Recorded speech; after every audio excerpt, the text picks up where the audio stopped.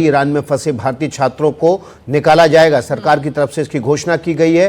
भारत ने ईरान से इसकी इजाजत भी मांगी है। छात्रों को ईरान से आर्मेनिया ले जाएगा। जमीन के रास्ते से इन छात्रों को बाहर निकाला जाएगा। वहीं ईरान ने कहा है कि भले इजरायल के हमलों को देखते हुए ईरान के हवाई क्षेत्र को बंद कर दिया गया हो, लेकिन नागरिकों को सुरक्षित निकासी के लिए सभी लैंड बॉर्डर्स खुले हुए हैं।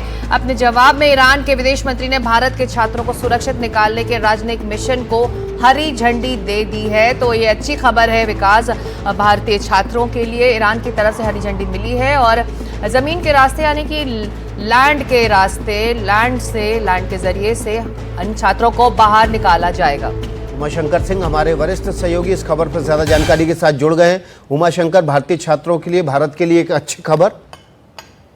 जी बिल्कुल, देखिए भारत की तरफ से अनुरोध किया गया था ईरान की सरकार को कि उर्मी, जो कि मध्य ईरान का एक शहर है, वहां से तकरीबन 120 छात्रों को निकाला जाना है, जो उनको आर्मेनिया ले जाया जाना है, बस के जरिए ले जाया जाना है और उस बस के साथ साथ जो स्कॉट है उसकी भी मांग की गई थी। इसके बाद जो है ईरान की सरकार की तरफ से एक मेमो जारी किया गया है। उसमें ये कहा गया है कि तमाम लैंड बॉर्डर खुले हुए हैं और जिनको जाना है वो उनके पासपोर्ट और डिटेल जो है वो चाहिए। तो जाहिर सी बात है कि 120 के आसपास जो बच्चे उर्मी में फंसे हुए हैं, वहां से उनको निकालकर आर्मेनिया ले जाया जाएगा, फिर हवाई रास्ते से उनको बाहर जो है भारत जो है वो लाया जाएगा। तो विदेश मंत्रालय की कोशिश जो है वो कामयाब हुई है। और दूसरी बात ये भी है कि आर्मेनिया सरकार के टच में भी विदेश मंत्रालय है, ताकि वहां से भारतीय छात्र जब वहां पहुंचे तो वहां से उनको वापस भारत लाया जा सके। तो अगर वाया लैंड इन्हें बाहर निकाला जा रहा है तो इस वक्त ये जो जरिया है, उमाशंकर, हम कह सकते हैं सुरक्षित है।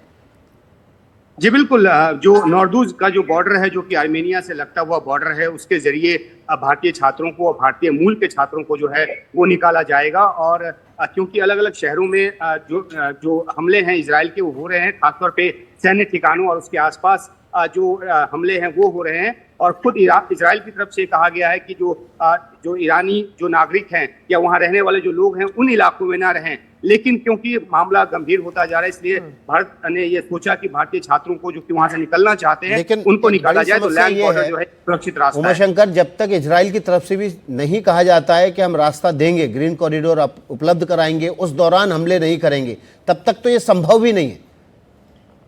जी देखिए, अभी स्थिति इस तरह की नहीं है कि ईरान में उन जगहों पर भी बम गिर रहे हों, जैसे कि यूक्रेन और रूस युद्ध में हमने देखा था। जब सुमी में यूक्रेन में भारतीय छात्र फंसे थे तो बहुत ज्यादा भयावह मंजर था। तो इसलिए अभी उस तरह की स्थिति नहीं है। लेकिन अगर जरूरत पड़े तो भारत के इजराइल के साथ भी अच्छे रिश्ते हैं और भारत सरकार उसके साथ भी बात कर सकती है अपने छात्रों को, भारतीय मूल के लोगों को निकालने के लिए। जी, तो ईरान में फंसे भारतीय छात्रों को ईरान ने हरी झंडी दे दी है और लैंड के जरिए इन छात्रों को आर्मेनिया की तरफ ले जाया जाएगा।